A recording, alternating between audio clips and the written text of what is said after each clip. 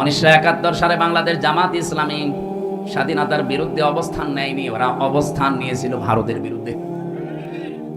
কারণ ওই সময় যারা ছিল তাদের দূরদর্শিতা এই 54 বছর পরে জাতি এখন টের পাচ্ছে। ওই সময় কেন তারা বিরোধিতা করেছিল, ওই সময় কেন এখন আপনি টের পাচ্ছেন না? ভারতের করদ রাজ্য করার জন্য চেষ্টা চালিয়েছিল ভারত, ওই সময় থেকে পারে নাই। দাড়িওয়ালা টুপিওয়ালা মানুষ শুধু ভারতে ঢুকে ট্রেনিং নেওয়া দূরের কথা। মাওলানা আব্দুল হামিদ খান ভাসানী উনি গিয়েছিল ভারতে, টিকতে পারেন না, এবার চলে এসেছেন। ওই সময় যদি দাড়িওয়ালা মানুষগুলো যেত, ভারত তো একটা দুর্বিসন্ধি নিয়ে আগাচ্ছিল, জীবনও মেনে নিত না, আরো মেরে ফেলতো। ভেতরের কথা ওগুলো আপনাদের দরকার নেই, বাস্তবতা এইটা। যারা ইসলাম পন্থীদেরকে গালি দেন বিভিন্ন, এই গালি তো আমাকে দেন না, আপনি সরাসরি গালি আল্লাহকে দিচ্ছেন। আমি যদি আল্লাহর কথা এখন বন্ধ করে দিয়ে মানুষের তৈরি করা আইনের পক্ষে কথা বলতাম, আমারে কেউ গালি দিত না, দিত।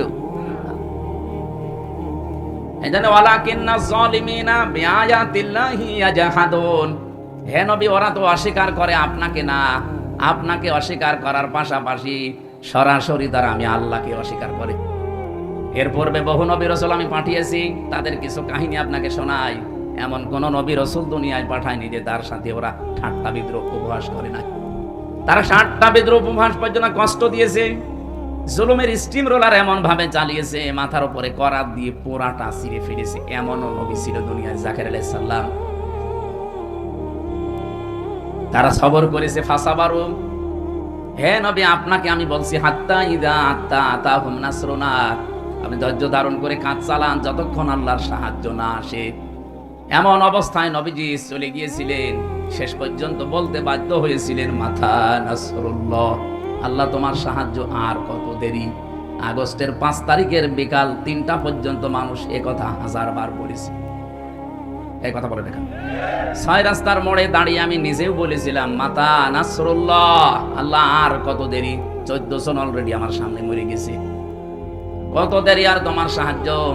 3টার পরে শুনলাম যে সুসংবাদ আল্লাহ দিয়েছেন, আলা ইন্না নাসরাল্লাহি করিব, জেনে রাখো আল্লাহর সাহায্য অতি নিকটে। সুবহানাল্লাহ বলতে পারেন? আল্লাহ যে সাহায্য পাঠিয়েছিলেন, নাকি ওয়াজ করা লাগবে? আমরা নিজেরা দেখেছি।